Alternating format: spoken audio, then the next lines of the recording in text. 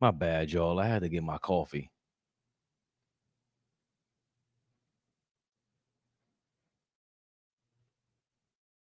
AllBall TV. They scared, but I'm not. They don't like comentario. Y suscribe.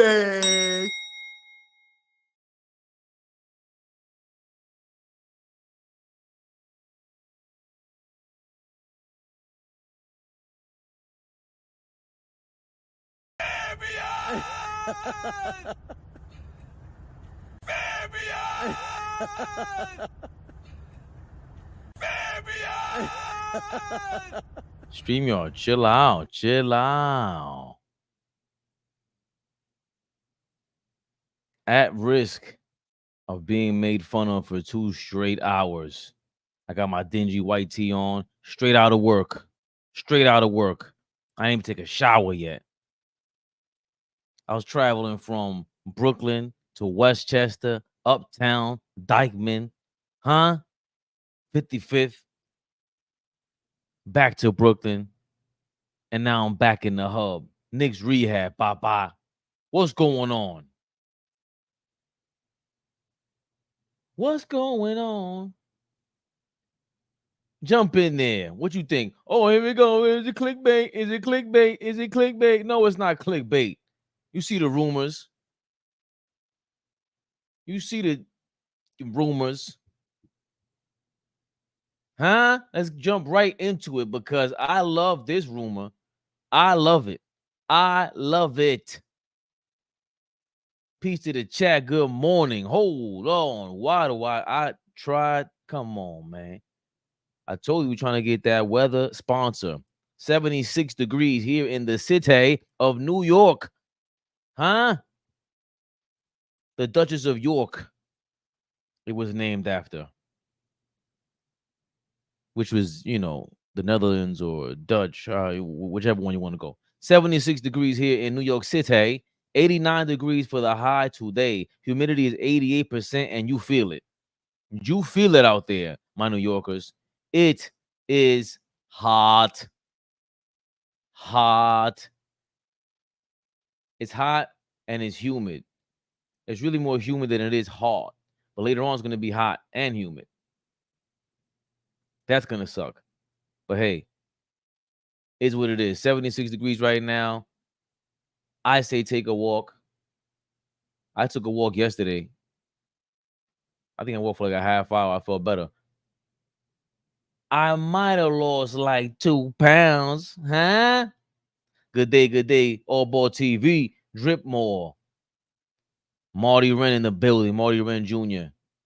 Nathaniel Slow. Şengün will be perfecto. Thank you, Nathaniel. Let's get right into it. Whoops. Whoops. Let's talk Knicks. I think that's Charlotte. I think she works for the Post. She has, I don't want to say confirmed, but she has passed along the information from Mark Berman of the New York Post, the Knicks insider, who the entire Knicks team hates, including Tom Thibodeau, you know, Julius Randle, everybody. According to Mark Berman, the Knicks insider, he is claiming that Leon Rose is still cooking, wants to make a big center move after Philly's 2 additions. Heard Houston Şengün has been on the radar, even Detroit's Jalen Duren, and that was before Pistons signed Paul Reed. I don't know. I like it.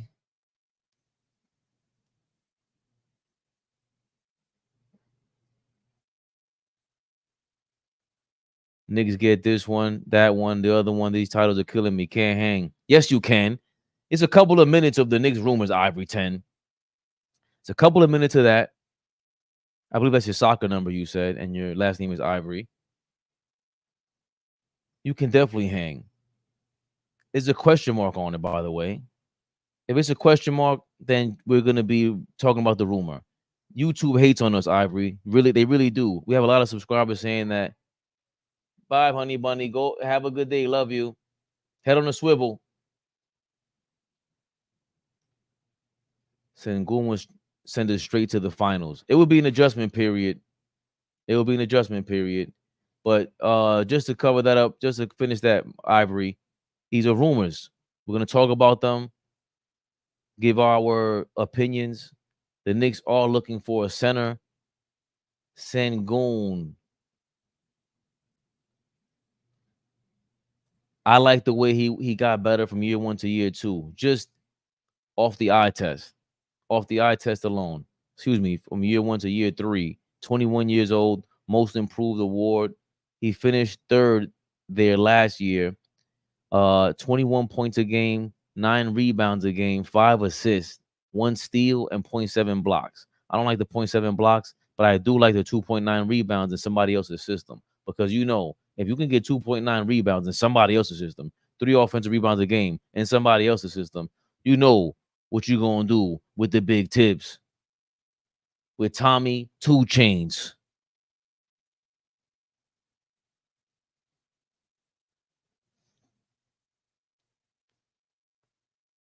He's also shooting 2 3-pointers a game at a 29% clip. I don't like that, but there is a theory that I do have.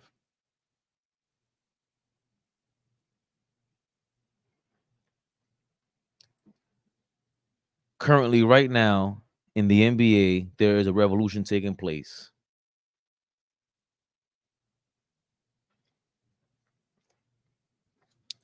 I think it's 6 straight years now with a new NBA champion. That hasn't been done since the 70s, since the Baltimore Bullets. Bullets. Bullets. I don't think we can say that word on YouTube. They flag us for everything, apparently. They were a great team. A young man from Akron, Ohio back then. I gotta look up his name now. I forgot his name, but he was from Akron, Ohio, and it shocked me. Shout out to Dom because he put me on. Dom puts me on. Dom Dropper. Shout out to Dom Dropper. He puts me on to all the old school players.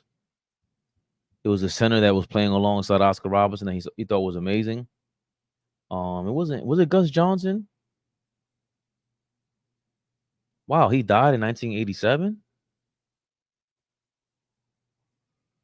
He died at 48 years old. Gus Johnson.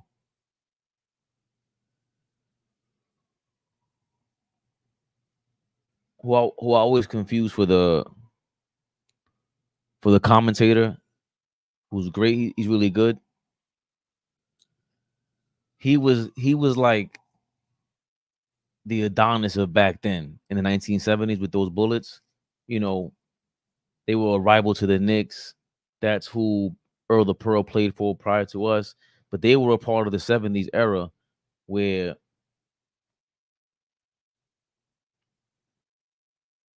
we had a different champion for 6 straight seasons like we have right now. The NBA, in my opinion, is trying to head towards that. And part of the way you do that is, hey, no more of this insider trading by the players. They've limited that with the contracts and the apron, the second apron, and third apron, and the aggregated apron, aggregated salary cap, and yada yada yada. I believe once you start changing the rules like they did last season, midway, Big Sherwin in the building. Good morning. I told you, listen, Sherwin is a gentleman. He comes in here and he goes, "Good morning," and then he'll start shooting. Pow! Love Big Sher. He got the old school Knicks logo too. Don't get it twisted. The 1960s Knicks logo. Come on, man. What we playing with, Big Sher?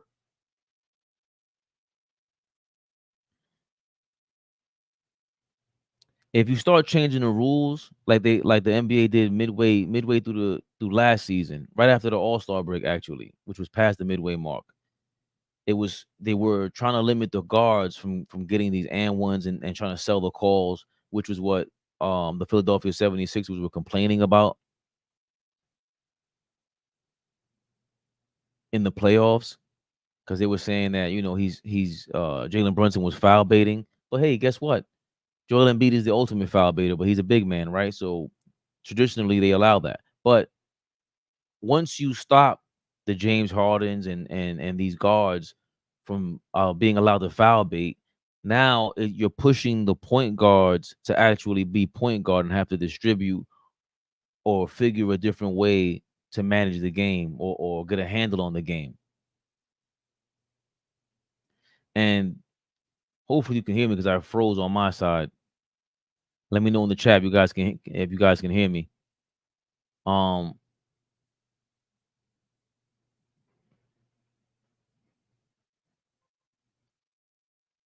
I'm back. It's the continuity camera. How dare you?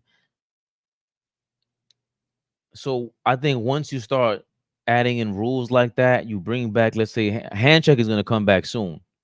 And another reason why I say this is because, like the 1970s, where it was still the big man's league, right? Even though Kareem didn't have all the competition, by the way, the league was split up in the ABA as well, and a lot of those centers played in the ABA. Artis Gilmore, a lot of these guys, Moses Malone started there, but those guys got washed away because of the rules, right? You got rid of hand checking, got put the zone in place, and all the skilled players made their way to the league. And now, what's the point of having a traditional point guard and all these guards that can master the entry pass? You ever look at Kobe Bryant throw an entry pass to Shaq, where he'll pump fake and he just with ease? Go look back at how Kobe Bryant used to throw an entry pass to Shaq. It was with ease. That is like non-existent in this era, right? Because what do you need to throw an entry pass for if they're not going to post up and it's all drive and kick, and right? So all these rules are put in place for the point guards of today to stop baiting the referees for fouls. And once that happens, they're gonna have to implement the 10-second rule a violation, because you're gonna bring stronger point guards in the league. You're gonna get point guards who are gonna have to hold the ball more or pass the ball out, because you're not gonna get that call, and it's gonna make no sense to try to bait the referee when they go, "Yo, we're not giving you that anymore. We're just not."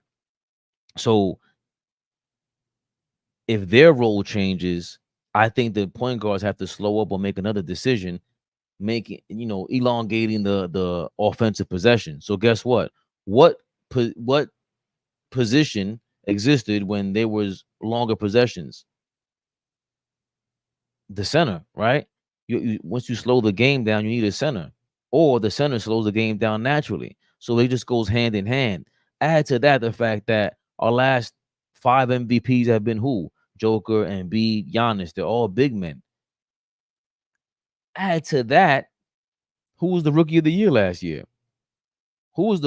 Is he the first rookie to finish in the top 3 defensive player of the year voting and be all on the all defensive team?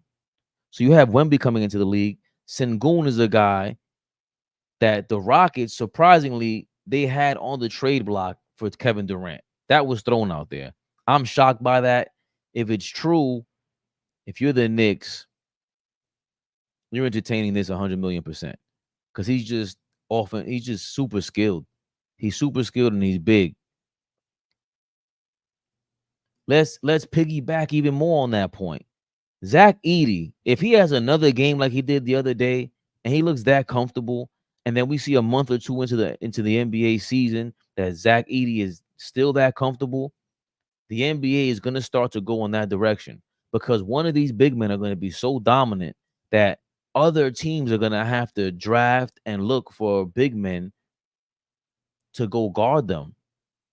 Shaq was the epitome of that, and he was just an exaggerated version of that, right? We always speak to the fact that Shaq slowed down the NBA's plan of bringing these skilled players into the league, because you still had to have 2 or 3 centers and 2 or 3 big men in the league to offer up 6 fouls just to slow Shaq down. Once he left, you saw the influx of every other skilled player, because all those center positions in the NBA throughout the NBA teams, they're now gone, and you have the drive and kick guys. You look for 3-and-D guys, even though there aren't too many 3-and-D guys. Like they are all fake 3-and-D guys, but there's more roster spots available when there's no more Shaq, who is just so invincible that we're gonna have to foul you, and we want to use 18 fouls on you with 2 or 3 guys in the game. Well, that it was the same thing for every other big man in the 90s, right? Because if you have Patrick Ewing, David Robinson, Rick Smits, even the Kembe Mutombo, let's say, you rather foul him than let him get into a rhythm or get a dunk, because he's the Kembe Mutombo. You got to make it hard as possible for him to get to shoot, and he wasn't a great free throw shooter. But the point is, I believe you have to go all in on Sengun, because if you're reading the crystal ball, the writing on the wall, it looks like the NBA is going back to a traditional center. And if they're going back to a traditional center, we already have our point guard. We might need another point guard. And we have the kid that we drafted, Tycho. But I believe Sengun fits that 1,000,000%. Ball suckers. Good morning. NAI. Yeah, man, little delay, but we in the building. What's going on? Hopefully everybody doing great. What's good, my brother? Well, I'm just going over the rumor that Alperen Şengün is apparently available, has been made available by the Houston Rockets. It was first reported that the Rockets were trying to trade for Kevin Durant and were looking to include Şengün. Then now it's rumored that the Knicks are going after him.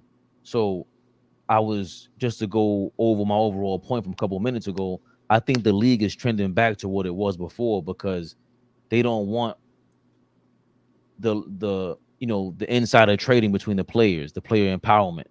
So once you get rid of that, you're going to take it back to the old school. Because like last season, remember they started implementing a rule where you can't do the foul baiting stuff, and it happened to Jalen Brunson. A lot of bettors noticed it first. Shout out to Bill Simmons. A lot of people, a lot of gamblers, they noticed, like, yo, they're not even calling fouls like that anymore. So they had to adjust the way that they gambled. So if the league is gonna keep calling, remember a couple of years ago, they were really targeting James Harden and his and ones.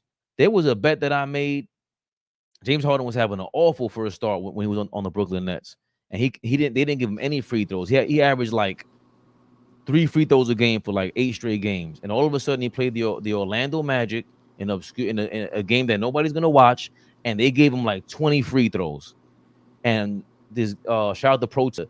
People don't watch games like this, and they can get away with giving Harden 20 free throws, and it happened. So I say that to say they've been targeting these kind of players because they're already getting older. Steph Curry, James Harden, all that foul baiting, you're out of here. And now our last couple of MVPs, who they've been? Joker, Giannis, Embiid, all big men. Zach Edey, if he looks like anything, if he continues to look like what he looked like in that game one, oh my God. Wemby, rookie of the year, big man. So it looks like the league is trending that way, and I believe that's a big reason why we should go after Sengun if they're changing the rules up, AllBall. What do you think about that? Well, I mean, I hear what you're saying. I mean, the just to respond to the foul baiting thing with guys like Brunson and stuff like that. I'm just being honest.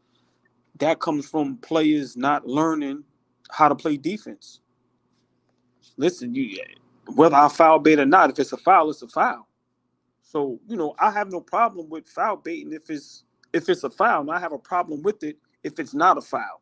But if it's a foul, you got to call it. So for me, the league needs to get into guys learning how to play defense and wanting to play defense, because the game is just literally all offense and just literally all entertainment.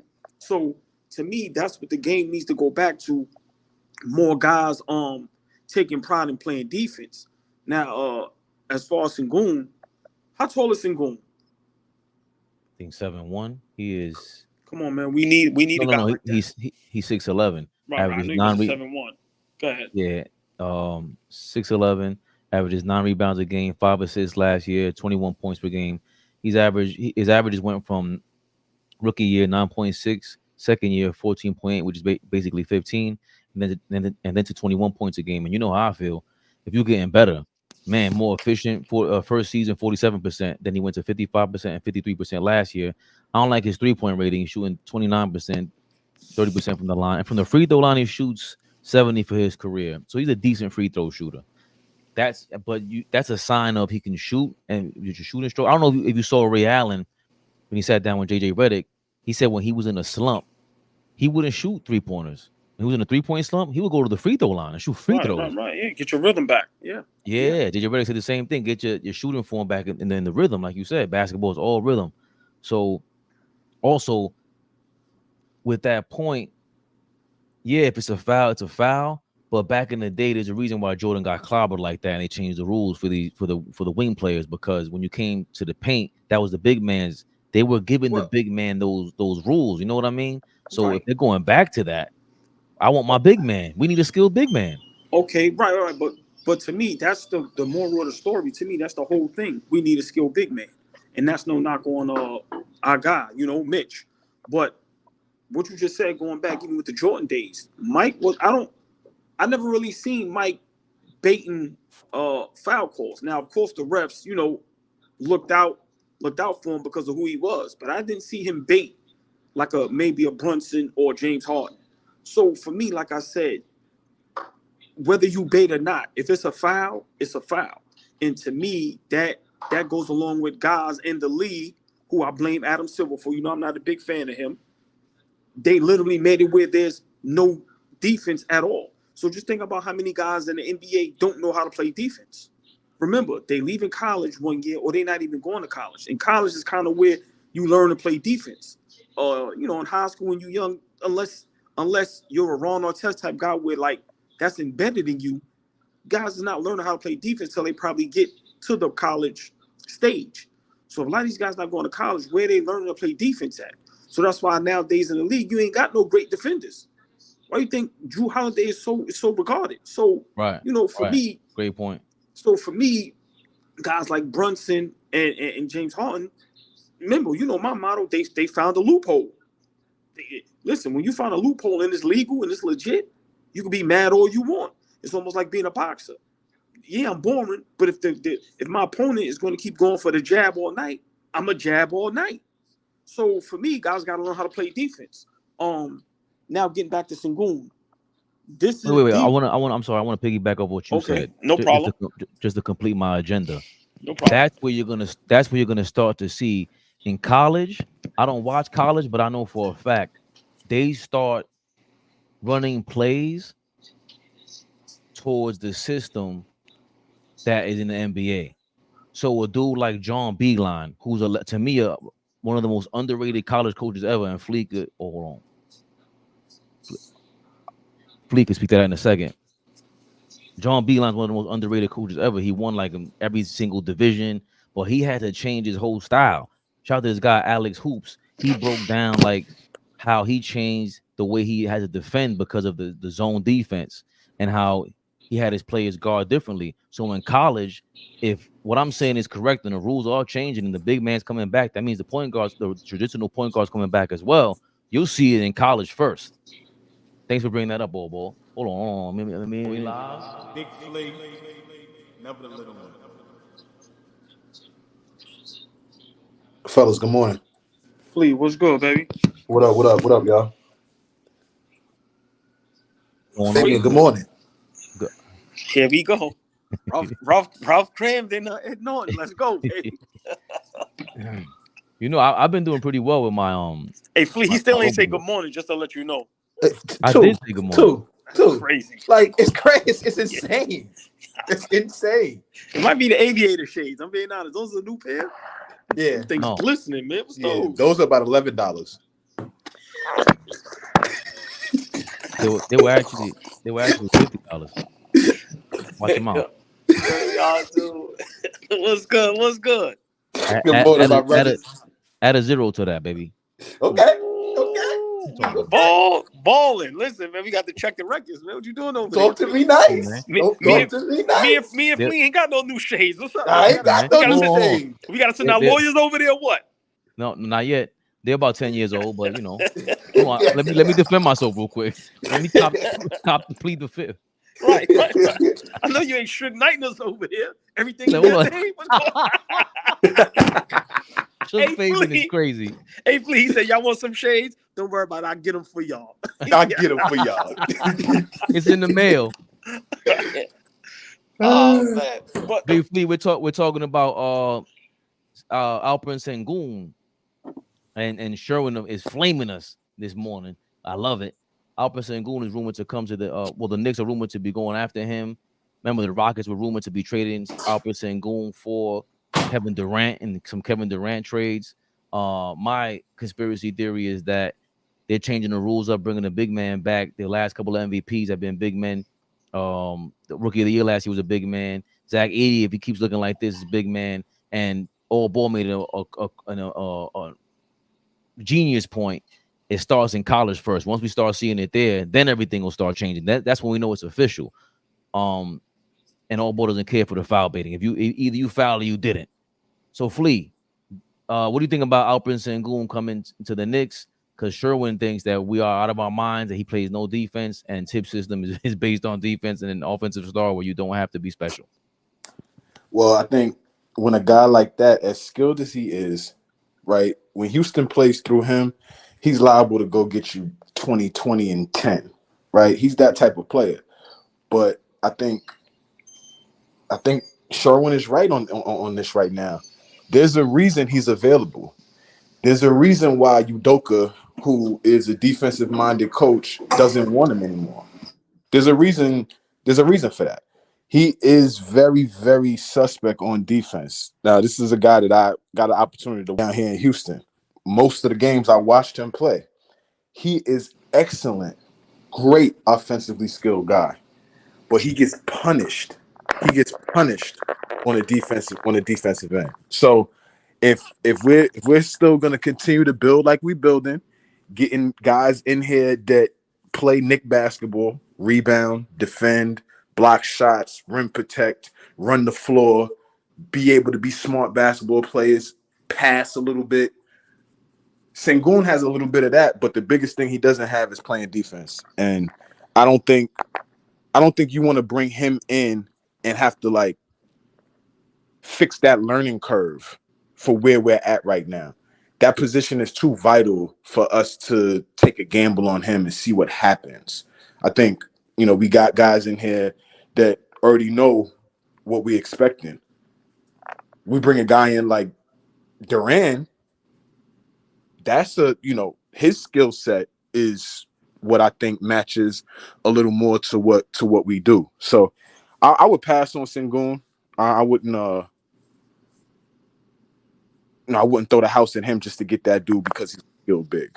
I'm cool. He doesn't do what our bread and butter is.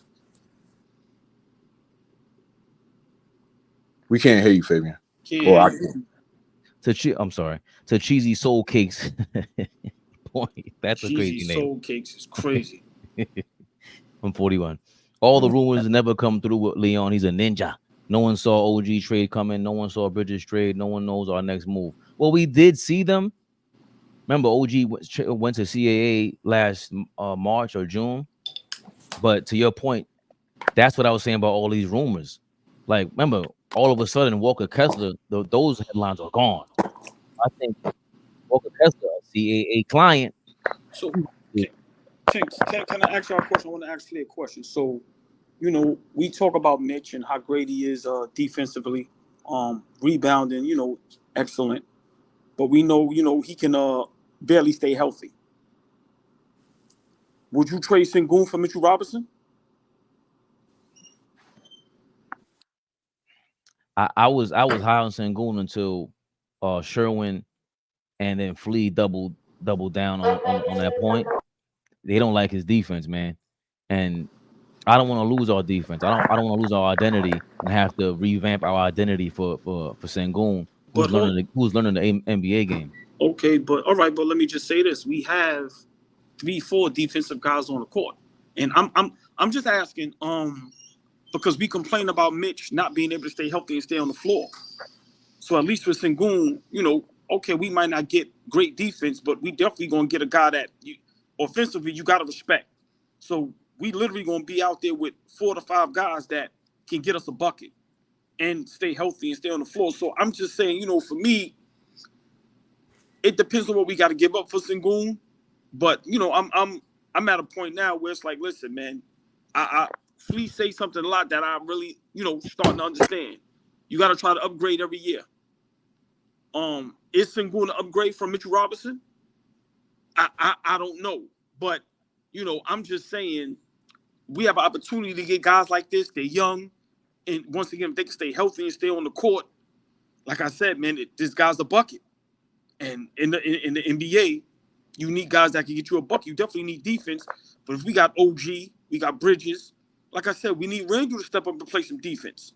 If he's going to make up a little bit, if we get rid of Mitch. So just Flea, your opinion, would you trade Mitch for Şengün straight up? I'm not hanging up the phone. Like, we can have a discussion, but like, I know what impresses you about Şengün, and I think that's what we missing, right? Like, can we get Şengün to do everything that Hartenstein did? I think being put in the position, you probably could. We drinking the Mitchell Robinson Kool-Aid a little much over the last couple of years. We've been getting drunk off of it, really, like, because it's do we get out of the Philly series without Mitchell coming back and really, putting a defensive stamp on that series, or are we disappointed in Mitch because he can't stay healthy throughout the regular season? He can't make, like, so there's just so many questions up in the air. So I'm not hanging up OG, but it's not a quick yes. So I'm gonna probably lean to no. Okay, I respect that, but real quick before you go, Fabian, I'm reading the comments, and these are the things that I've been talking about as a Knicks fan. We fall in love with our guys, and we fall in love a little bit too much. I'm not saying you did it, Flea, or nobody else, but when you look at the comments and people saying hell no and this and that, and Mitch is a top 6 center. No, he's not. No, he's not. No, he's not. You cannot be a top 6 center and you're not averaging double-digit points. I'm sorry. As great as he is defensively, down the stretch, and he's a horrific free throw shooter. So I'm just saying we got to figure out what we really want. We cannot have guys that we can get, and we don't take those chances because we fall in love with our guys. Like I said, he's injury prone. I love Mitch. I don't want to get rid of him. Like I said, if we could keep everybody and add guys like this, where we give up picks and maybe some experiment costs, just other things, but eventually we're gonna have to figure out what we want to do. And for me, you got these guys, man, that if we could get them, listen, man, I would really think about it. Like you said, Flea, I agree. I'm not saying yes or no, but I'm definitely not saying hell no. To Mitch's, real quick, Fabian, to Mitch's credit, he was having like a career year before he got hurt last, whatever that was, Thanksgiving, Christmas time. He was having a career type year. Like, we were really encouraged with how Mitch came back in shape. You already know he's active. He looked way more active at the beginning of last season. Like, it was disappointing for him to get hurt because we saw how good he was going to be last season. So I'm sure that's what people are leaning on, at the fact that the last time we saw him at tip-top shape, he was one of the better centers in the league, but top 6 is a bit much. It's a bit much. Anytime you see that color comment, we gotta show love. Isaiah Jackson super chat. I don't care if Mitch plays 12 games, as long as he is 100% for the playoffs. If he plays 80 games and is injured in these playoffs, I'd be more upset. Mitchell Robinson is not Kawhi, the boogeyman Leonard. Let's calm down. He's not Kawhi Leonard. You don't think he is that though? Like for Embiid? No.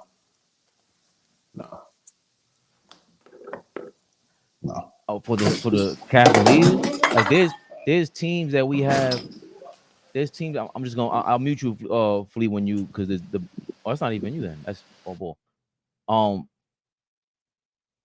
There's teams that I think Mitchell Robinson is not just a threat. He is the boogeyman for them. He single-handedly destroyed the Cleveland Cavaliers in that series. That's the reason why we won. I remember.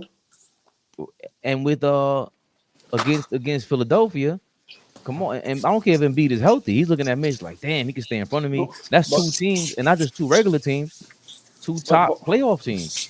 But hold on, see, but this is where we get carried away. This is carried away. This is exactly what I'm saying.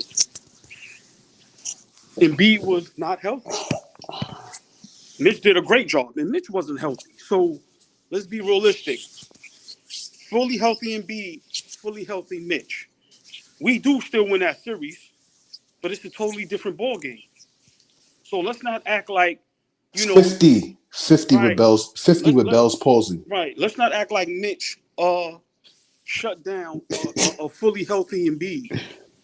We got to be careful with our guys, man. Like I told you, this is why the Knicks, this is why sometimes, we can't get over the hump. But now we got, the guys in the front office who's going to make the OG trades and the Mikal Bridges trades.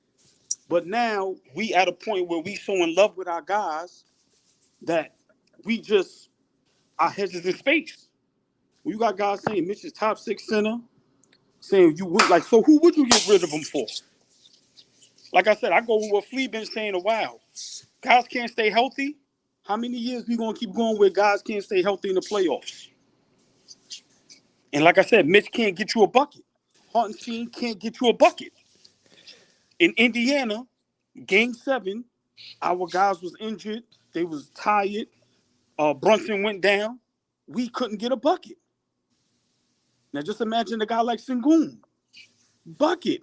So for me, miss me with, like I keep saying, ain't no dominant big man. So I'm not worrying about as long as our big man is making the effort, I'm fine with that. We got enough defenders. All these champions from Golden State to even Boston, where was the dominant big man? They play great team defense.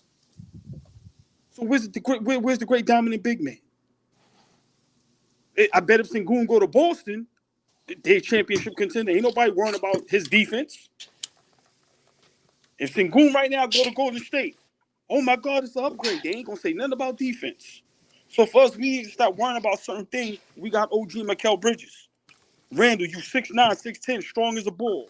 Step your defense up. That's not a bad way to look at it.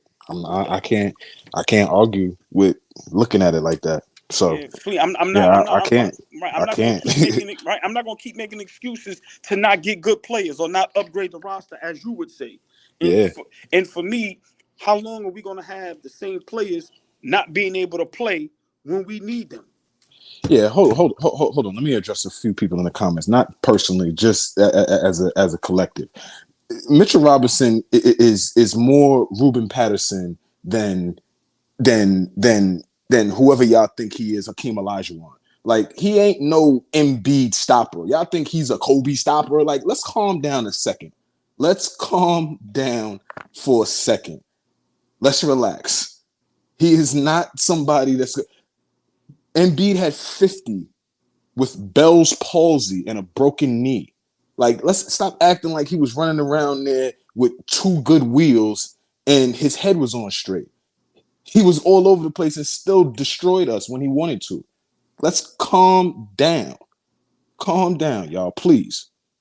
Go ahead, Fabian. Fabian, how many people, when we made the trade for OG, said that was the worst trade and it was a mistake? Because everybody was so in love with Quickly and RJ Barrett. Until this day, people were still, should we get Quickly back? Listen, so to me, that's the problem with us diehard Knicks fans. We don't never want to see the future. Listen, man, the game is changing. And if you don't have these skilled big men that can put the ball in the bucket, that's going to be a problem. Once again, I'm going to let you go, Fabian. Look at the Boston Celtics.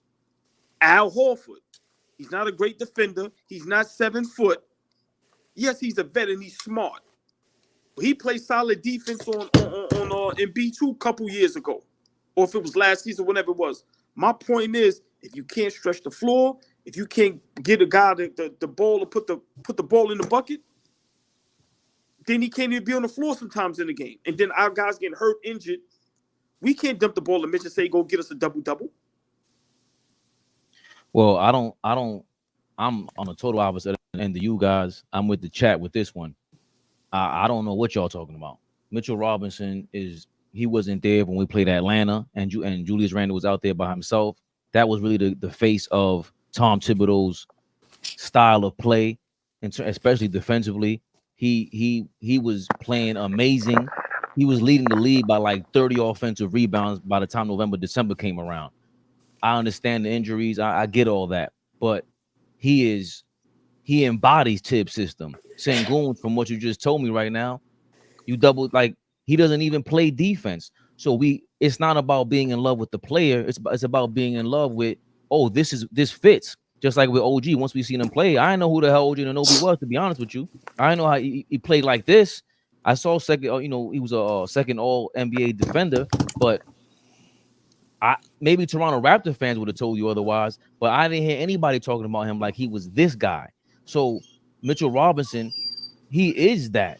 And that 50 ball he put on us, Mitchell Robinson was out, if I'm not mistaken, that game too. He wasn't in that game. And this is Embiid's stats versus Mitchell Robinson for his career. He's averaging 27 and 11 against Mitchell Robinson, 3 assists in 9 games against Mitchell Robinson for his career. But we got games here, 47% from the field, 53%, 54% basically, 36%, 36%, 50%, 28%, 38%, 46%, 54%. So for his career average field goal percentage is 44, basically 45% against Mitchell Robinson when he's out there against them. That is amazing. No, you don't have to be stopping him for real. And I understand the Ruben Patterson comparison, because that's hilarious. The Ruben Patterson Kobe stopper thing was hilarious because Kobe was killing the Portland Trail Blazers. This is not killing the Knicks. If Mitchell Robinson is out there, he changes everything. He changes everything about what the Philadelphia 76ers can do to us, the Cleveland Cavaliers can do to us, and possibly the Boston Celtics. So be available. So be available. So y'all love Mitch so fucking much. Be available. We got 4 years of evidence on why we can't rely on him when it's really time to get down and dirty. Like, all right, it's enough now. I was trying to figure out how long it was going to take before the reverse cowgirling started in this episode, but okay, it's starting right now. Everybody calm down. We're not about to sit here and just say, okay, Mitchell Robinson is untouchable now. Okay, so let me ask a question. That's what we're saying right now? In the position we're in right now, Mitchell Robinson is untouchable. We can't move him for anybody. That's what we're saying? Yep, that's basically what they're saying. No, we're not doing that. No, that's what y'all are saying. No, that's what y'all are saying. I haven't heard. We were exploring the Şengün trade, and you backed me out of it. I said, all right, I don't want to do that. So, and you agreed. You're the one who agreed. He said, I don't want Şengün. So, but if there is a trade available that does make us better or maintain what we have and can provide what Mitchell Robinson brings, which is what establish what we have already, yeah, you go do that. Is it Jalen Duren? Is it signing Precious Achiuwa and go getting Şengün? Like we can strategize this, but to act like Mitchell Robinson is just he's injured, forget about him. No, he also presents trade value. Obviously, you can go get somebody for Mitchell Robinson. How good of a package you think you're gonna get from Mitchell Robinson right now? He's on a pretty decent deal, but honestly, yo, how good of a deal? How is some other team looking at Mitchell Robinson right now? Forget us. How do they value Mitchell Robinson right now? If you're Pat Riley, if you're Tim Connolly in Denver and need a backup for Joker, how is he valued right now in the NBA? Question for you, Fabian. Well, we haven't gotten the reports back for that, right? Because he was definitely available. They were trying to trade him out there. Leon Rose knows what his value is out there. So that's what you do this for also. Hey, let me see what we can go. Let me go fishing real quick. What's going to happen over here? So we haven't figured that out yet. I know for a fact that when we were trying to trade for Donovan Mitchell, they threw in Mitchell Robinson, Danny Ainge tried to throw him in the mix. And that's when I was like, no, you're bugging. Now you're going crazy.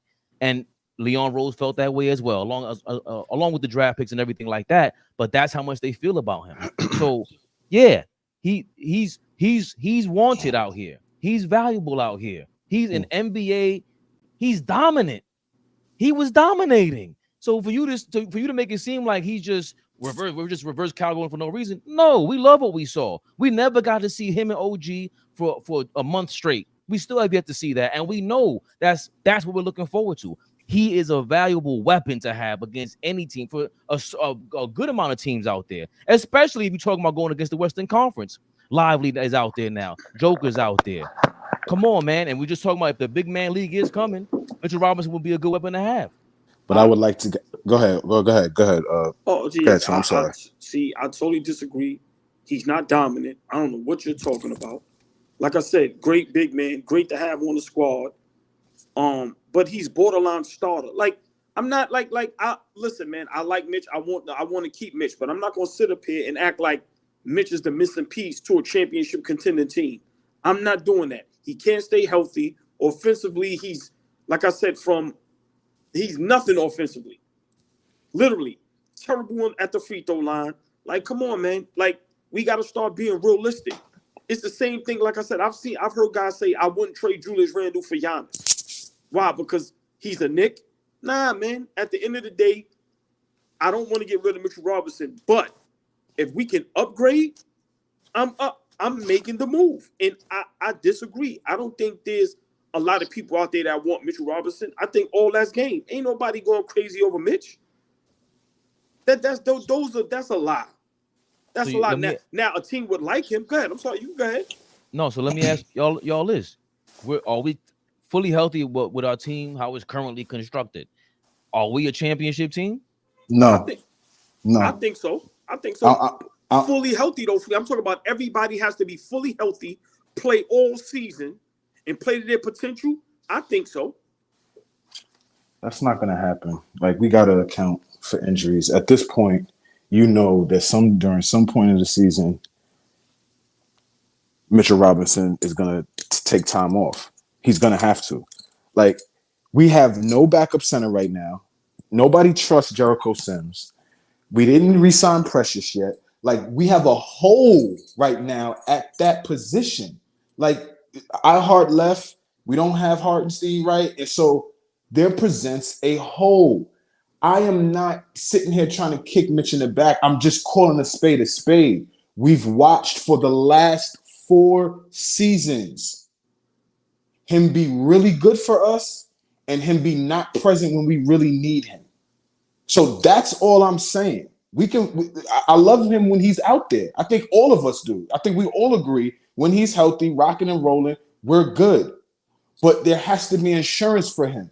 What evidence do we have that he can play 75 games?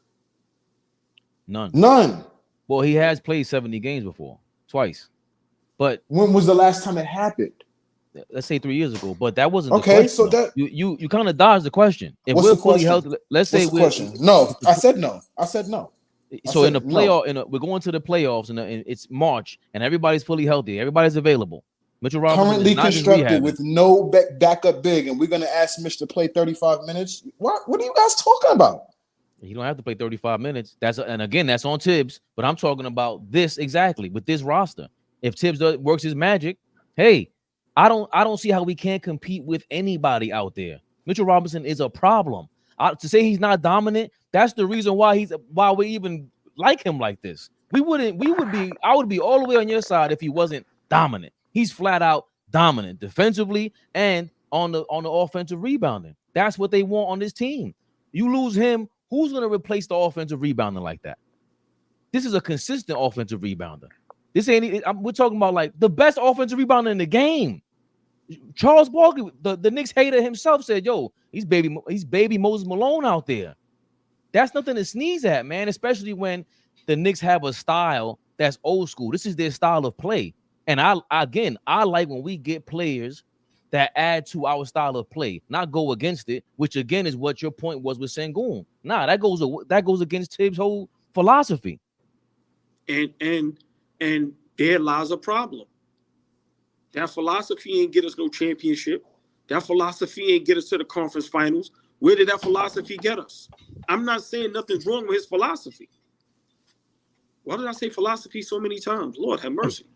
But it's like, yo, man, you got to tweak some things. Tibbs' style of play is great, but maybe you mix it up with something. Listen, man, the way the game is today, we got our 3-and-D guy. We got our 2-and-D guy. What else we missing? A big man that can stretch the floor, that can go get you a bucket, that you could dump the ball in at the post, and when he gets doubled or triple teamed, he can kick it out for open shots. We need players that can make the game easy for us. I know you got to read that super chat. Oh, Big T Lou, the real T Lou. Trade Mitch for Şengün. Take Sims to the good and get him right so he can be an enforcer. Best ability is availability. Bring back Precious. Salute to the family. Hey, T Lou, first of all, appreciate you. AllBall TV family member, and he did a super chat. This guy's amazing, T Lou. I was calling him Lou Skywalker, but we got another Lou Skywalker who spells his name dope. T Lou, I say the best ability is reliability, because that available business, you could be available and be Kawhi. And go and at halftime you dip and put your jeans on. So you could be available, but what are you gonna be doing while being available? The best availability. If you put your jeans on and are not in uniform, how are you available? All right, go ahead, man. Go ahead. Wow. Go ahead. But what you say? I'm reading. Yes. What is it? Cheesy Soul Cakes. He like it got us to the number 2 seed. Once again, great. 50 games, great. But we still lost in the second round. Like, see, and this is my thing. All I'm saying is with Tibbs, his style of play. Right. But Fleet, I'm just saying Tibbs' style of play, like, we got to be careful with that. Now we only going to bring in players that only plays his style of play. So if a Giannis, a Kevin Durant, or a Joker, if they don't play Tibbs' style of play, we're not going to take them. I don't say that. No. I don't say that. I know I'm exaggerating, but that's what people that's where the conversation goes weird for me. Not his style of play. Yeah, but that's you gotta adjust. But now if we have play, look at what again Kevin Durant and Golden State was beefing because he did not want to go and concede his style of play. That was a major reason why they used to argue. Yo, this ain't no one-on-one game. Pass the ball. I get that. But is it would you do the Kevin Durant trade? We get 2 championships and then we just kick him out of here? Yeah. Yes. What are you talking about? Yes. What are you serious? What are you talking about? Yes. Yes. Back-to-back championships for a city that's been devoid for 50 years. What are we talking about? This thing is to win championships. This is not to get the number 2 seed. It's not to win 50 games. It's not to fall in love with our players to where we just sound delusional at times. It's to win a championship and hopefully multiple championships. And I'm just saying, I have no problem with Tibbs' style of play, but sometimes you got to mix it up a little bit. We cannot just keep getting players for your style of play if it's not winning us championships. All right, so that was a bad example. Awful example that I used. How about Dame Lillard to the Bucks? That didn't fit their style of play. That did not fit Budenholzer and these other guys' style of play. It didn't fit Giannis' style of play, apparently. So to me, so much so that Doc Rivers spoke on it. Yo, Giannis, he takes the ball, goes, runs in transition, and it takes away from Dame Lillard's time to run in transition and bring the ball up and do what he does and does his pull-up jump shots and get into his rhythm. So yeah, getting the player with the wrong style of play who's a legend. Dame Lillard is a legend. Dame Time is legendary. But that doesn't mean that he fits any system. Right. I totally 100% agree. But let's be fair. Giannis was injured. Let's be fair. And I agree everything you say. I'm not listening. 100% correct. That didn't work. Milwaukee lost in that trade. I agree. But let's be fair. Dame Lillard was going through some personal things. Giannis was hurt. Chris Middleton. And then they get the ultimate bad luck coin, Doc Rivers. But I totally agree with you. All I'm saying is I do not want to hear we don't want to get this good or great player because they don't fit Tom Thibodeau's system. Some players, you have to make it work. Of course, I'm exaggerating. I'm saying if Kevin Durant goes, I want to go to New York, are we going to say no because he doesn't fit Tibbs' system? Is that where we at as New York Knicks fans? No, because that's what I'm saying. The Dame one is a better example because Kevin Durant, I think he's dangerous. Now he doesn't have to be try to be a rim protector. He doesn't have to try to be your best defender. He's attempting to be the anchor of their defense in Phoenix while being one of their primary options. He can't do it. He's never done that. But when he's in Golden State and you got 4 or 5 other guys being up, now when I'm coming around out of nowhere on the weak side, I could block shots, I could rim protect, I can deflect shots, I could disrupt everybody's offense. If you have Kevin Durant straight up for Julius Randle, we talked about it in the springtime. That has to be like, damn, that's Kevin Durant, bro. And he adds to the defense at 40 years old. He just does. He's 7 feet tall. You saw how he was standing next to Embiid. He's 7 feet. He ain't no damn 6'10". Kevin Durant, 7 feet tall. He bobbles a lot of shots, and I think he does fit the system. I think it's easier for him to fit the system. Dame Lillard to the Bucks, that's different because he doesn't play defense. He's not a good defender, and he's older, and it's harder for him to adjust to somebody else's system when it's not Dame style. That's what I'm saying. Like, that's the obvious one, though. Indiana does not beat Milwaukee with Giannis there. Like, let's all be fair. I understand what you're saying. I'm a Dame guy, but I'm not trying to, back him up. He was terrible. That trade didn't work thus far. All I'm saying is, us as Knicks fans, and I've said this on numerous occasions, we have to be careful. All I keep hearing is this person is not a Tips guy. He don't fit Tips system. I would never trade this person, that person. We have to be careful. We are trying to win a championship. Y'all heard me how many times I say, well, I want everybody to come. Remember, I never said I want to trade nobody right now. These are rumors. But what have I always said? I want everybody to come back fully healthy. I think we owe it to the whole Knicks team for everybody to play this season and see what happens. All I'm saying is that we have an opportunity to strike when the iron is hot and upgrade. Big shout to my brother Flea. We upgrade. I don't want to hear nah. If you have an opportunity to upgrade, you take that chance. But sometimes the upgrade is not making a move. Not trading Klay Thompson for Kevin Love. Great point. Real quick. And we go to Flea. Isaiah Jackson. Part of the Jackson 5 who saved me yesterday. Isaiah Jackson, you don't know how much you saved me. Flea called. He said, great transition. I'm not trading Mitch for a Band-Aid trade, which speaks to the desperation and why we shouldn't make that. But we got to also speak to the fact that we all fully trust. I could speak for everybody with this. We all trust Leon Rose now. If he makes that trade for Sengun or whoever, we're all like, gotta be something they know that we don't know. That like we that's how much confidence we have in. He's earned that much of our confidence. Do whatever you want now. You can trade the whole team, and we'll be like, I don't know what's going on, but we trust you, Leon. That's how much confidence we have in him. So I don't think he would just do a Band-Aid trade. I think they're really working behind the scenes, obviously, on making things happen. And I really believe this is all smoke and mirrors, and they're going after Walker Kessler.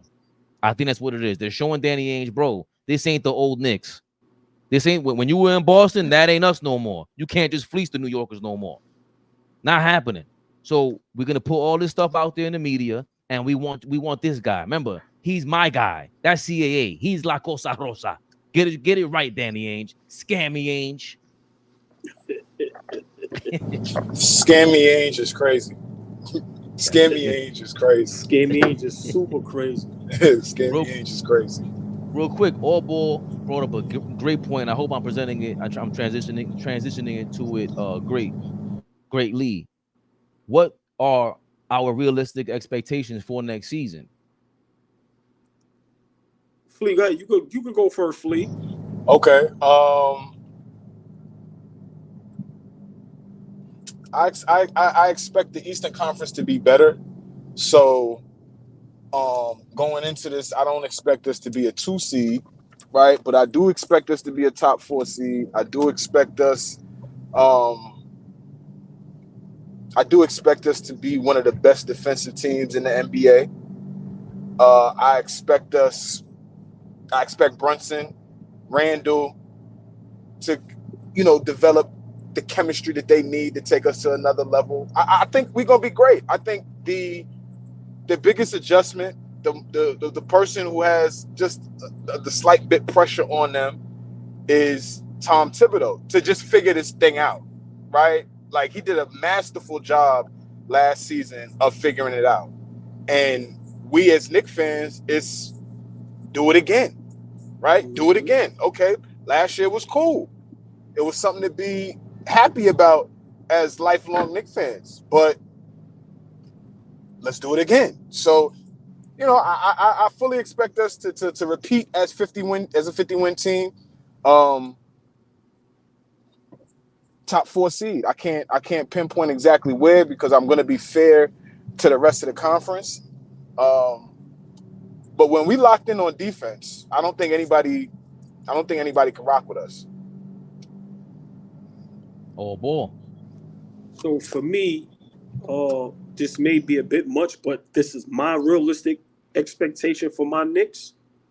I agree, top 4 seed. I still want 50+ games, because I think, you know, fully healthy Philly, Boston, Milwaukee, us. I think, you know, those 4 teams are going to be interchangeable throughout the season. There's going to be a lot of, or we may have been 1 or 2 for a week or 2, and this team may be 1. You get what I'm saying? Then you could drop down to 3 or 4. So I agree with Flea with that top 4 seed. But I need that top 4 seed. I need it to be where it's competitive, where all of us is like 1, 2, 3 games behind each other. Those 4 teams. I'm gonna say champion. I'm saying finals. If not finals, a competitive conference finals. So I'm not talking about going to the conference finals and doing what Indiana just did. I'm talking about 6, 7 games, overtime games, tough games. But Flea, I know you disagree with me, but I think us fully healthy, I think we should be going to the finals. And like I said, if not the finals, definitely conference finals. In a competitive conference finals, whoever we meet up with, whether it's Boston, Milwaukee, or Philly, I'm talking about 6, 7 tough games where the point average with the wins or the losses is 5 points. And also, I need Brunson. I need Brunson and Julius Randle to be all-stars. And I need OG to be in that race for the Defensive Player of the Year. So that's my expectations. It seems like a lot, but I'm putting the pressure on our guys. This is it. We got the team we've been begging and asking for. We legit right now. There should be no excuse for us not being top 3 best defensive team in the NBA. Not the East, the whole NBA. So that's my expectation for my Knicks. Finals, if not the finals, conference finals, worst case scenario, tough 6, 7 game series. I just got to remind everybody that I love talking to my we talk on the group chat, we talk offline, online, and it's the same vibe, like a little more cursing, but the same back and forth. Love the chat, always, you know, whether it's shots fired or jokes or whatever it is. I really appreciate this. Got to take some time out and let everybody know that you know, it's 9 o'clock in the morning in New York City, and I'm having fun talking about basketball. Can't wait to make this independent, baby. I love what Flea said. The East got better, and specifically the top teams got better because Philly upgraded all their role players and everything. Still not scared of them at the end of the day because they need to be healthy just like us. That Orlando Magic backcourt, Orlando has the same issue we do, and even then some with OG Anunoby, because Jonathan Isaac is regarded as the best player in the NBA when he's healthy. He looks like a menace out there when he's healthy. You add him with KCP and Suggs out there, I'm not saying they're winning the championship, but they're even more of a problem than last year. That Franz Wagner deal was kind of questionable, but they got better is the point. I don't know if Cleveland got better, but let's say they maintained themselves. They're in the same group, top 4, top 5 team out there. I don't believe in Milwaukee. But to me, it's Boston, Philly, and New York. Those are the 3 teams that showed championship mode last season at some point. Philly early on, Boston throughout, and us in January, obviously. But I also got to add, we finished in the top 2 seed and we weren't even healthy. We really pushed and got the top 2 seed. We got that without our guys. I fully expect us to win the Atlantic Division. I want that Atlantic Division title, and I want the number 1 seed in the conference. That's what I want. I don't want to hear about this. You're asking for a lot. Jesus Christ. You're asking for a lot. You asking for a whole hell of a lot, but I'm not asking for it. There's no way possible I believe we're a championship contender. That means you can compete with anybody. You don't take anybody lightly. You saw what we did to the Portland Trailblazers. We were smoking the teams that were bad. And no, you can't just take a team at their high. Because even with the Celtics, we saw last year, they fall asleep a lot. So we knew their flaws. They weren't challenged by a team in the playoffs. And that's all good. They won the chip. I don't want to knock them, but we saw their flaws. With us, we kind of never got to see our flaws fully charged. That's going to be fun to watch, and we're going to be breaking it down here when it happens. But I don't see it being that big of a deal. We're just so competitive. You got 5 guys out there who want to compete on both ends. That's not the norm in this NBA. You said that earlier, AllBall. These guys don't even play defense from college and high school. Well, we got 4 or 5 guys that have been doing that for their first 4, 5, 6, 7 years in their career of college, high school. That's who the Nova Knicks are, defenders. And they're 2-way players. 3 ways if you talk about Josh Hart and transition and getting the offensive rebound. Like, there's just so much that comes with this. The ingredients to this for me, it's not just about the championship. You got to go out there and dominate. You got to go out there and say, hey, Boston, this is what we were. Yeah, Fabian was right. We could have whooped y'all last year too if we were healthy. Yeah, right. That's it. Because that shows bravado. It's not just a movie script. It's not just, it's not just a narrative. No, when the great teams show up to play and they're fully healthy, when Shaq and Kobe came back fully healthy, when Shaq had the surgery and he took off 3 months and then he got into his stride, it was like, oh, that's what they talking about.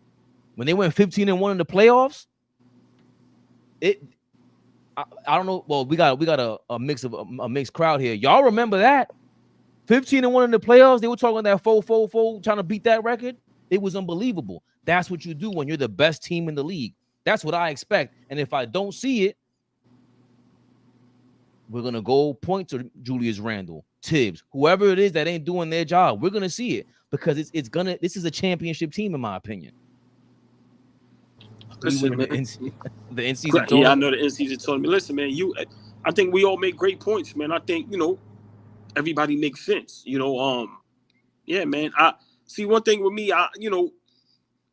it's very hard to duplicate things, right? So what we did last season, that was just something special, but now teams see, the additions we made, and they're going to be gunning for us. So it's they know who Brunson is. They know who OG is. They know who Mikal is. They know Randall coming back. So, we just got to lay it all on the line. Pause. And like you said, it should be up from here. And like I said, my thing is 1, 2, 3, 4 seed, as long as that 1, 2, 3, 4 seed is us 1 or 2 games behind each other. 50 plus wins for all 4 teams. Like I said, as long as it's like that, I'm fine. But like I said, for me, I see the finals. If not, definitely conference finals. I'm not hearing no second round. I'm not going for that. And like I told you, I think this season coming up is an audition for Julius Randle and Mitchell Robinson. These rumors are for a reason.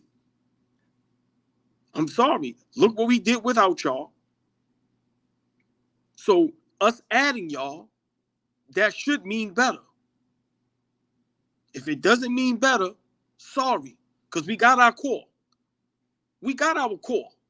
So, yeah, man, I need the finals, Flea. I know, Flea, that's a bit much. And, my brother Flea, he always brings us down to level, But yeah, Flea, I want finals. I just don't want us to skip steps. And I see a lot of people in the comments. 2 of my brothers up here, the sentiment is leaning more towards skipping steps. I don't want to skip steps. That's it.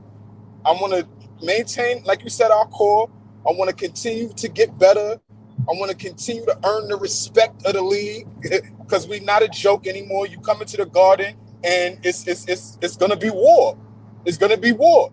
When we go on the road, we play well on the road. Like, we're a good basketball team. I'm just not interested in, I'm going to keep it simple. I'm not interested in skipping steps. We've watched plenty of championship teams over the last few years, and the remedy is not skipping steps. Denver had to go through some stuff, had to reach a conference finals, had to reach a semifinals, get bumped. Boston been knocking at the door for 7 years. Like there's a lot of teams that Giannis had to figure this thing out before he got to the mountaintop. All I'm saying, we are putting together something special. Let's not start skipping steps because we drinking too much of the Kool-Aid. That's all I'm saying. We got a great thing going. Do you believe that maybe it's plausible that the steps can be skipped when you Cleveland added LeBron James, traded for Kevin Love? They skipped steps. The New York Knicks, hey, we got these kids that were champions in college, and we're adding more to it. We added a defensive player of the year candidate potentially. We got an all-NBA guy with Julius Randle there, a great rebounder in Mitchell Robinson. Tom Thibodeau has won a championship before, coach of the year several times. Do you think skipping a step is possible with them?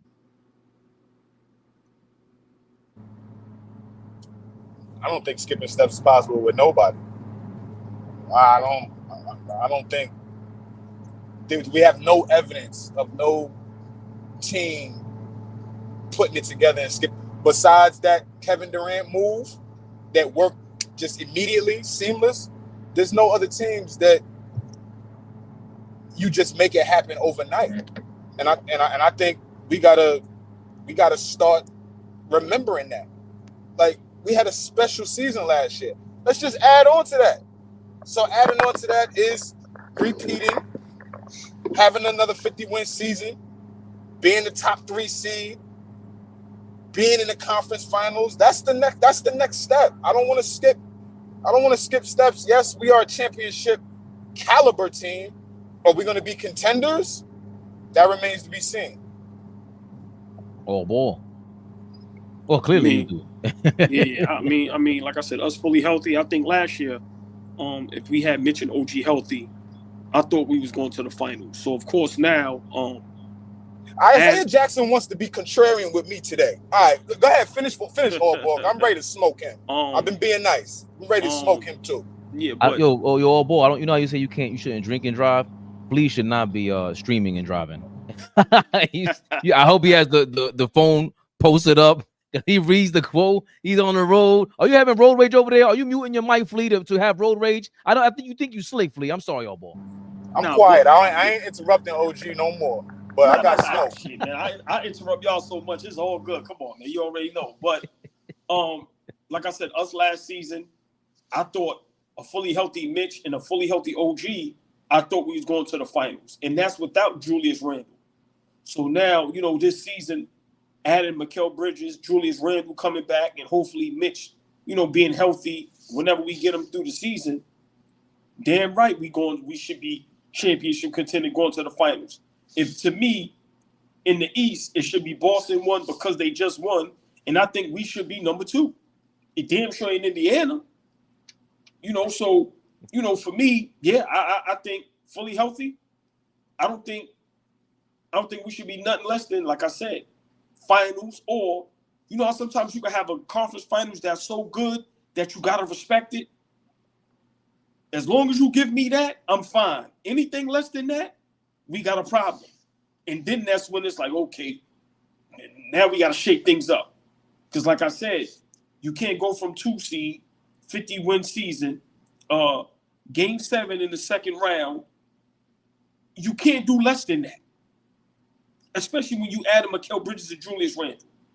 So, yeah, finals, conference finals, worst case scenario. I could definitely build off of Flea's point, though, because it's a realistic point. Right. The points that we brought up so far was, LeBron goes to Cleveland, KD goes to Golden State. Oh, you mean 2 champions? Like Golden State won, KD joins them. All NBA guy, MVP.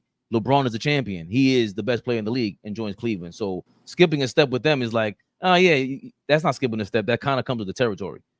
So with the Knicks, I understand what he's saying. Like, that's what he means by skipping a step. I think it was Cheesy Soul. Because that even though Brunson has been to 2 conference finals already, it's not promised to just get over the hump. The work has to be put in. You will be tested. Like, all that stuff is real, man. When the playoffs come around, We see when people start folding. Like we don't make fun of Embiid for no reason. You know, every single playoffs, bro. Either it is you're quitting, or your body's not is quitting on you. And it just is what it is. The great ones, that's why we appreciate them. That's why we anoint them. That's why we have these arguments about KD versus Steph Curry versus LeBron, because they're the great ones. And when it was time, they came through. They came through. They played 82 games or 70 games, winning the playoffs, and they won a championship. And they were formidable. So that's what Flea means by skipping a step. He's keeping us realistic because me and AllBall, we go to the moon. Woo! Balance, baby. Just balance. Y'all my brothers. Just balance. That's all. Just a little balance. We need to hear it. Yeah, we need to hear that balance. We don't, and that's another thing. I hear all the other channels, they always complain about this and that, about real news, whatever it is. That's not what I want here. I want somebody to explain their position. I want Flea to go crazy. I want AllBall to go crazy. I want me to go crazy sometimes. You guys, none of you guys are on camera. I hate all these comments when you go, not today, but on Twitter, people be there all this fake righteous. You guys better not ever show your face on camera, because there's no way possible you don't contradict yourself. I contradicted myself from this morning. I've counted about 4 times, but continue. Yo, too, you gotta give me my credit. I've been rope-a-doping Flea all morning. I've dodged all his punches. I've been on you. I've been on you. Pause. I know. I've been on you. I took my time. This ain't no Shakur Stevenson fight. This is interesting, baby. Ooh, big shout out to the most boringest fighter of all time. Shakur put you to sleep, Stevenson. Damn. And we ain't talking about with the gloves. Exactly. We ain't talking about with the gloves. Exactly. Fabian Mayweather. Yes, Isaiah Jack. Fabian Mayweather. That's great. Yo, let me tell you something. Pretty Boy Floyd, that was my favorite boxer at the time. So when people argue with me about him, I go, bro, don't argue with me about Floyd. That was my dude. When he went Money Mayweather, I see what you're doing, bro. I get it. I'm being honest. I ain't had no problem with Money Mayweather, because I ain't gonna lie. Listen, man, he was boxing, man. I'm sorry. I'm not. Listen, he was boxing. People can say what they want. I'm not a fan of none of them guys, but I ain't had no problem with Money Mayweather. Because what he did, the boxing, what he did to Canelo, what he did to Sugar Shane, like, come on, man. Come on. You heard what Berto said about him. God damn, he fast. I couldn't hit him. Like, what do y'all want? What do y'all want? You muted yourself, please. My bad. I said, no, I was just repeating what OG was saying. Berto was like, yo, I couldn't find him. I couldn't get to him. Come on, man. Fast. So, yeah. Corey, that wasn't for you, Corey, because I was talking about in general. Like, we go on Twitter and people go all this fake righteous nonsense. Who has their own show? Somebody said they have their own. Oh, I have a show, so I'm on Screen Killer. Oh yeah, man. Yo, put your show in here. If it's a YouTube, whatever it is, throw that in the chat, man. And everybody go follow Corey Lee if you can. You see what it is. He said I have a show, so I'm on Screen Killer. He see. That's I right, like that. That's what I'm I talking like about. that. Take what I say personally, and you throw a shot back at me. Ain't nobody scared. Clearly, you ain't scared. I love it. Ain't no Stephen A. Smiths up here. Nobody running and hiding, man. AllBall. Somebody. I think you got a couple minutes. Somebody already tried the transition. Robert Paulson. Oh my God! Brawny is a walking triple single. Brawny is the Summer League MVP, most vulnerable player. Brawny not looking good. They started it. Cannot AllBall, the residential LeBron hater, self-proclaimed LeBron hater. Brawny James, what do we think of this young man, the situation? So the floor is yours. So let me. I'm gonna say this first and foremost. Yes, I am a LeBron hater. I will never run away from that. I will always admit that, and it will always be that. This is his fault. This is not Bronny James' fault. My opinion, that young man don't even want to play basketball. My opinion. This is LeBron James' dream. This is not Bronny James' dream. It's LeBron James' dream to once again try to make himself the GOAT. to say he has something over Michael Jordan, who Jordan is not even caring about. In this, I play with my son. They forced this young man out of college. They forced him on the Lakers, knowing he wasn't ready. He didn't dominate high school. Name me one player that was good in the NBA that didn't dominate high school. Big shout out Kendrick Perkins. Like he said, Kendrick Perkins wasn't a super great player, but you know what he said? In high school, I averaged 30. I don't think Bronny James averaged 20. Yes, he's athletic, but he's not a good basketball player. I don't know what position he's going to play. I don't even know if he's going to play. But I blame this all on LeBron James and his camp. Those guys are running clutch like the mall. Listen, do what you do. But now understand, when this happens, you can't protect them no more. There's going to be no excuse. He was getting bopped in the first game. Yesterday game, terrible. It's so bad that they showed the big man trying to post him up, and he was kind of holding his own, and they tried to like make a thing out of that. Oh, look at Bronny James fronting the big man and holding his own. No. They lost the game. He had 3. 333, the new Jay-Z album. 444, well, the new Bronny James album. 333. Yo, man, come on, man. What LeBron James is doing, he's ruining basketball. I don't care what nobody say. I know my brother Flea is going to disagree with me. But what he is doing, I'm not saying you don't do any and everything for your child. But the young man can't play basketball. Miss me with it. And I'm telling y'all right now, the day he has a decent game, watch how berserk the media go. Wait till he get a 15-point game. When this guy's having 20 and 30, that they not even saying nothing about. Big shout out to Keyshawn last night that played for Miami. Remember, he's down with my guy Jordan, ground up. Big shout out, ground up. Keyshawn had 20 last night. You don't hear nothing about that. The young man that he first played, 30. Nothing about that. But we hear about 3. Listen, man, young man is not a good basketball player. He wasn't good in high school. These are facts. All they showed was highlights that was edited and cut up of him dunking the ball and making 3-point shots. You never seen him bop nobody. You never seen him create you never seen none of that. Listen, man, the young man is in the position that his pops put him in, and I blame all this on LeBron James. Real talk. The young man needs more basketball. How do you not? I don't get it. And then people try to. This is where they lost me. Well, Wemby, his first game in Summer League, he only had 5. So this is what we doing now. Well, they said what happened the second game? Wemby dominated. What happened to LeBron James Jr. second game? 3 fucking, excuse my language, I'm getting aggravated. Listen, man, young man is not a good basketball player. He doesn't deserve to be in the NBA. Sorry. I didn't want to say that, because like I said, it has nothing to do with the young man. All that, we rooting for him. I'm not rooting for nobody I don't know. What am I rooting for him for? I don't know him. I'm rooting for Flea. I'm rooting for Fabian. I'm rooting for Dom, Uncle Weiss, Kels. I'm rooting for my people. I'm rooting for their kids. It's not meaning I'm rooting against them, but miss me with all of that. Any other player that does this, we make fun of him. Young man can't play basketball, and it's sad. It's sad, and I can't wait to see him in the real game. Because think about it, he's playing with his peers now. So imagine when he got to guard Brunson or Drew Holiday or Dame Lillard or Ja Morant. Good luck, young fella. Come on, man. Come on, man. Yeah, man, the gloves is off, man.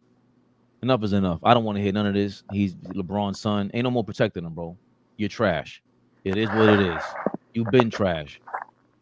I've been hearing this since he was in high school. I don't watch high school ball. My peoples, AllBall, Flea. Shout out to everybody. Everybody that comes through, they watch ball. Like, shout out to AllBall Uncle Ice. Wait till you get that back. Hold on, Fabian, because one thing with me, what I always say, we got to give ourselves props because nobody else is going to do it. I used to argue over Bronny James a year and 2 years ago on live with Zay, Squirrely, and all of them. True or false? Hold on. They were arguing for him? Right. And I used to be the one going, yo, man, he ain't nice. Nah, I'm telling you. And this is 2 years ago. Hey, Flea, you on there, Flea? Nah, he's not here. Right. And then I got word when Bronny James went to Dallas and he played against the #1 kid in the country and got fried and got locked up. Bro, I've been saying this. He's not a good basketball player. He's not. And now what they doing is they hyping up the younger son. Once again, we see the same highlights for the past year. We do know they edit and cut everything up, right? Hold on. So you saying that they put in G League Instagram highlights up for Bronny James? Right. No, right. But now they going, Bryce James is going to be the best one in this. Once again, we're seeing the same highlights from the layup line.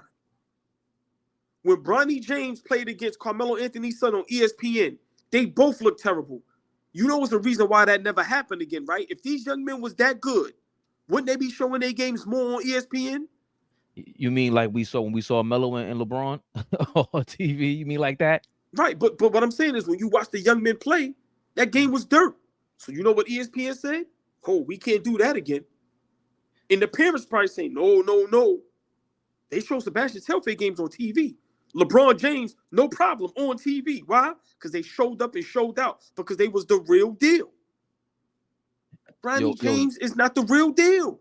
Yo, Cheesy Soul, you want me to read that that comment? You're going to have to super chat like our guy Isaiah Jackson because I'll read it when you pay for it, baby. Bronny putting up WNBA numbers. That's crazy. But shout out to Caitlin Clark. She looks crazy out there. Shout out to Angel Reese getting them double things, even though people complaining that she was stat padding. Who cares, man? We seen people stat pad. Ricky Davis was the biggest shame. Nah, forget all that. Keep it on this right here. First game, 4 points. Second game, 3 points. Duck smoked the third game, Duck smoked the second game. He's getting bopped all over the place. He looks out of place. Once again, I don't know the young man. This is LeBron James' fault. This is LeBron. People remember that tweet. My son, everybody remember that tweet. We have to be honest. We make fun of everybody. We laugh at Hall of Famers. You telling me we ain't gonna laugh about a Bronny James because he's LeBron James' son? No. He's treating him the same way when we heard, people don't want to hear this, when Eddie Curry was saying, yo, when LeBron, we went to a Boston game and LeBron seen somebody say, yo, LeBron, ran up to him and was like, yo, you suck. And LeBron damn near started crying. Eddie Curry was like, yo, we had to work up his confidence because it was like, he's fragile. Bro, you can't put the kid gloves on your kids. He signed up for a professional contract, guaranteed. Them LA Laker fans, they got real fans. They got fans from the 50s. They're not playing any games with you. Wait till they turn on you. Wait, I'm giving it. This is gonna get horrible for you, LeBron. Listen, we've seen players get on NBA professional teams and, of course, didn't deserve it.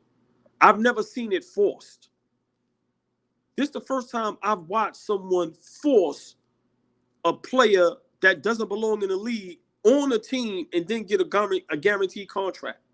Well, you know, Denise's or whatever his name is, John's brother, like this play, J.R. Smith's brother, they say they did him a favor. It's happened, but I think even Denise's whatever, he's 7 feet tall. No, and J.R. Smith's brother had, I think he did go in high school. YouTube Denise's highlights in the summer league. Yeah, they don't want to say that, Fade. Oh, what about the Nassers? Yeah, YouTube's highlights in the summer league. He was bopping and dunking on people and all of that. What are y'all talking about? And the only reason why I brought up Angel Reese and Caitlin Clark is because there was major hype behind them. And Angel Reese is the one that we really didn't expect her to show up. And she glowed up. She's in the running for Rookie of the Year within the WNBA. Again, I don't follow, but I'm just going by the chatter. Double extraordinaire. Bronny, there's a lot of hype behind this, but there's no sauce. There's no sauce. And the gloves are off, bro. We're gonna call you trash.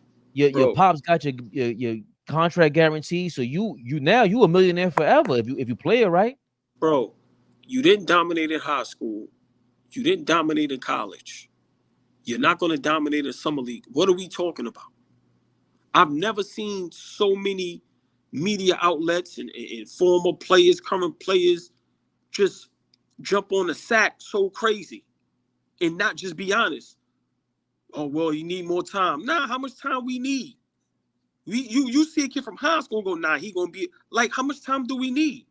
Then I hear people say, he belongs to play in the NBA. The high school and college doesn't do it for him. Huh? Yo, they lied about his height all this time. People thought he was 6'4", 6'5" all this time. Yeah, he looks small, and he's not Lou Dort 6'2". Bro, he's 6'1". He's small. Yeah, ain't but no I'm 6'2". talking about, but he's thin, and this is the summer league, and you look thin. No, but my point is, Fabe, look at the lengths that they went for this young man, where they lied about his height the whole time. Hold on, boy. Bronny about to get Dookie of the year.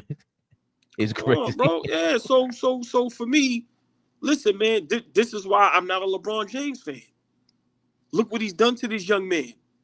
Come on, man. You know he not ready. That's your child. You know he not ready. And it's showing. So you telling me when he gets to the real games, where he's got to guard the grown men, not his peers, not guys that been in college 1 or 2 years. Now you got to guard guys that been in the NBA 1 to 10 years. You telling me he's going to do much better? Please help me explain. Please explain to me. Help me understand that. I'm going to repeat it. He's not even getting 10 points against his peers.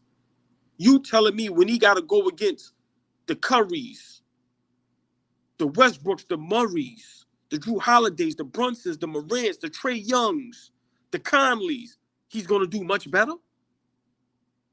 Like, come on, man. Come on, man. Make it make sense. You know what makes it worse is JJ Redick saying he earned it. Anthony Davis saying he looks like Davion Mitchell, or he could be a Drew Holiday. What? Come on, man. That's what I'm saying, man. Why would you do that to this kid? Listen, that's the part to me that's like, that's irresponsible. Yo, bro. Don't do that. Just let him come to the league. You ain't got to say nothing. Yo, I wouldn't say. Sometimes the best words are nada. Yo, Fabian, I said something last week, a couple shows ago, and I know people gonna roast me for it. This is another example of how LeBron James is ruining the NBA. He's ruining basketball. I don't care what nobody say. You made it soft. You made it cool to put 5 superstars on one team. You made it cooler where it's just about stats. It ain't about championships. And then now you making it cool to just force a player on an NBA team that's nowhere near ready. Nowhere near. He's like a dead headlights. Nah, man. Nah. You hit it on the nose, Isaiah Jackson. This is because the NBA knows it gets eyes. They got us talking about summer league games. He could be ASS, but we still tuning in. Haters are the most dedicated. Absolutely, bro. That is why the Lakers married LeBron. Because he took. Remember, we got to clip it up. AllBall called it before when LeBron said he's taking a pay cut. AllBall said, "What, $1 million?" It was like, did I call that? Yes, to the T. But this is what it's about, Isaiah Jackson, because don't get it twisted. Mark Cuban broke it down a long time ago. It's not about the views. And that NBC deal is major, because now you get to see the product get promoted on broadcast television. And they're gonna get the views back up with that. You'll see, and stuff like this will help with that. It will help with that, but it's nasty. It's still nasty. It's still reality TV. It's still Desperate Housewives. No disrespect, but his wife try to be is a podcaster now too. He's a reality TV star. Remember, LeBron has been a star since he was 15. He doesn't know anything else. So for him, this is natural for his son to just go through this. And just luckily, to like so far so good with Bronny. He has a good head on his shoulders. I don't know if I can handle that at 19, 20 years old. I don't know. I don't care about none of that. I don't care about nobody being a good kid, none of that. I'm talking about on the basketball court. He's not a good basketball player. Simple. No, I'm saying. I know what you're saying. Remember, we grew up different strokes. People kill me when they say that, and it's just like I don't care about none of that. It's none of my business, how good of a person someone is. I'm talking about basketball. He don't belong on the NBA team. Simple and plain. Yeah, just luckily for him, I don't even think Bronny, because I think that the game is the game. Now they're gonna Rich Paul him. Rich Paul snuck in there, went with CAA, then he got his own group. There's something else gonna be beyond this. It's probably a reality TV show on Facebook. I don't know, but I'm with you 1,000%, old boy. And I'm not a LeBron hater, and I'm, but what truth is truth. People hate Angel Reese and watch every single game. Exactly. And they go on there and they try to flame all the time for her rebounding. Hey, by the way, Gregory Lee, I'm 1,000% with you with that one. Hey, I'm 1,000% with you with that one. If that was me, her name will be saved in my contact as Angela. You crazy? Oh my dear Lord. I can't show that to you. But one thing with Angel Reese, no matter what, she's exciting to watch. Like she's fun to watch. Bronny James is not fun to watch. Right. Like he looks lost out there. On defense, on offense, can't buy a bucket. Like, come on, man. Let's be for real. Let's be for real. And like I said, man, this is all on his pops. I don't feel sorry for the young man, but this has nothing to do with him. This is his father who forced this young man on the world. Simple and plain. Simple and plain. They lied about his height. They lied about how good his game was. Then when you got, a guy that people consider the GOAT saying, my son is better than half the players in the NBA right now, of course you're going to have people believing that. Come on, man. Come on. So for me, listen, man, this is hilarious. This is hilarious. Hilarious. Well, I think we touched on every topic. It's been a great morning. Love y'all. Really, really do. Hold on. Bronny is fun like a car wreck. Get me out of here now, man. Get me out. Big shout out to everybody in the chat, man. I gotta give Isaiah Jackson a drop, bro, because we can't do the Jackson 5. It might be me going pa pa pa pa pa. We can't get, we're gonna stop our live if I sample the Jackson 5. Right. But you already know what time it is, man. KNICKS Rehab, 7:45 a.m. Eastern time every day. We do overtime because it's us. We just love talking ball, and y'all in the comments are diabolical. Robert Paulson, you're crazy. Gregory Lee with the comment of the day, by the way, with that injury. Go look through the live tweets, the live comments, and you see what Gregory Lee said about Angel Reese. Yeah, man, she's a young lady and everything, but Angela, wepa. You know who that is, man. That's my guy. Ball suckers. You know who I am.